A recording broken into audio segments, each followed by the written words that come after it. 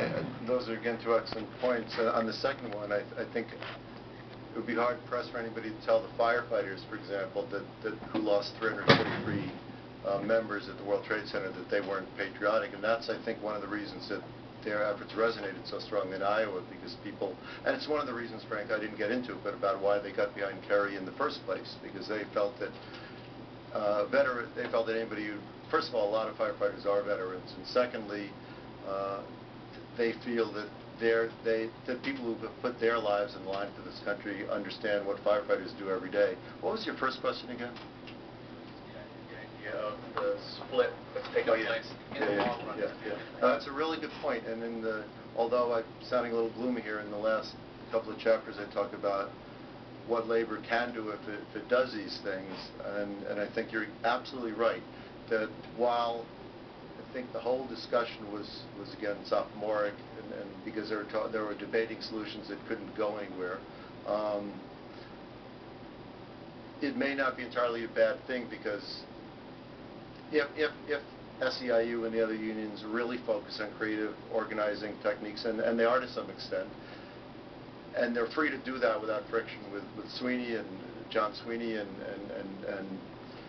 Jerry McEntee of AFSCME, the political guru of the FLCO, who want to focus a little more, and these are sort of bumper sticker, but focus a little more on politics, then maybe they each can make progress in their area. And as long as they communicate, as long as they share these ideas, I think what you're saying absolutely is a possibility.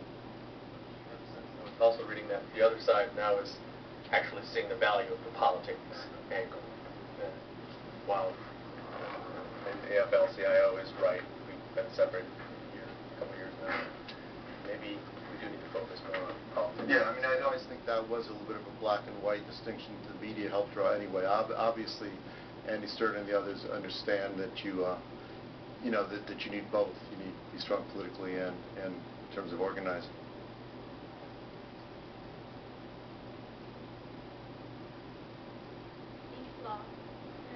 Any last questions?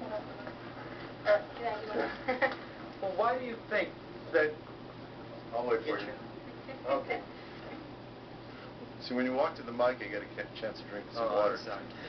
Phil, why do you think that labor is so stuck in this conceptual box, that they can't think creatively, both in terms of developing new broad-based strategies and even, how to deal effectively with the media and the press? What's blocking them from making the moves that they need to revitalize themselves? That's a good question, and I'm not sure I have an answer. I could ask the same thing about my profession, newspapers. Why are we stuck in, why are we in decline? I think it's partly habit, and I think there's been a dearth. American unions have been very sort of pragmatic. If you look at Europe, the labor movement has been much more, I don't want to say intellectual, but much more political, much more revolutionary. In America, they basically just tried to, they haven't challenged the system, they've really just tried to expand it. They've tried to let more people, they haven't disparaged the American dream, they've just tried to let more people realize it, more people become part of the middle class. And it's always been sort of a pragmatic movement, and for a long time they were succeeding that way. And also, there was very little internal debate. I mean, a lot of the debate, the reason the UAW deals sometimes with internal or external dissent the way it does, is legitimate at its root. It's because Walter Reuther in the 40s and early 50s was fighting a communist menace, and they basically had to set up what they call a sort of one-party administrative caucus within the union to keep those guys at bay. The problem was they kept it going for decades later when it wasn't necessary or helpful. So there hasn't really been a lot of intellectual ferment in a lot of unions. When John Sweeney ran against Tom Donahue in the mid-90s, I think that was and remains the only contested election in AFL-CIO history. So there's not a lot of cross-pollination or generation of ideas. And again, they had that facade for a long time that we're doing okay, we're doing the best we can. Sir?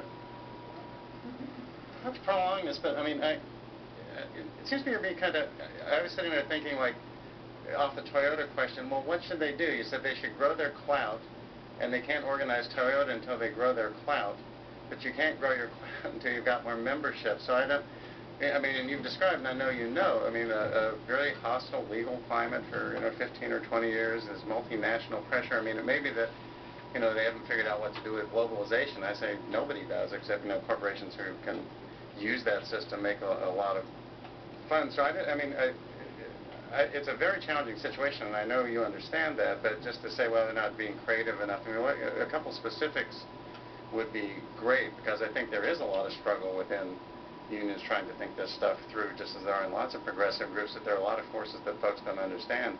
And I guess related on the values question, it's not, if you look at polls, a lot of people understand the economy is not working for them very well, but they don't turn to unions as a solution for that. So I'd just like to get your take on what that's about. So, could somebody ask a simple question?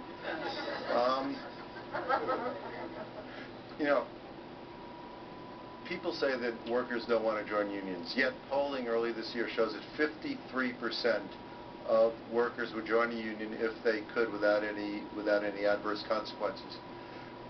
Why doesn't every American know that fact?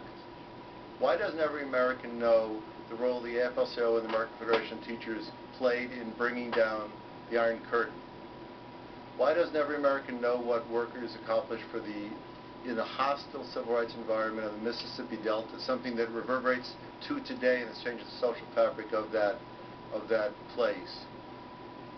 There are so many things labor has done, and there are so many reasons labor is necessary. Again, even if you don't agree with labor, it seems to me pretty self-evident that if you're going to have a vibrant industrial relations system, all parties need to be at the table. Labor needs to make its case to the American public that, again, it's no coincidence that its decline coincides with the decline of the American middle class. And I think until public understanding is where it should be, how many Americans do you think know that worker safety turned downward a couple of years ago? Why? That 16 workers a day die on the job in this country. And until people know those basic facts, I don't think anything will turn around. That's a short answer. I was wondering if you could perhaps touch on the responsibility of the media, especially the press. Seeing as you're saying, why isn't this common knowledge? And it's not common knowledge because nobody ever sees it any place in the press. And basically, that's where they get their news. It's like you mentioned earlier that you won't print the stories because it doesn't sell newspapers. It's the impression I got. I think you're right. It's a really good question. And again, I deal with that at length in the book. I think labor is at least half, the media, or at least half responsible for that situation. And it's really, again, labor everywhere confronts these vicious cycles, and this is another one.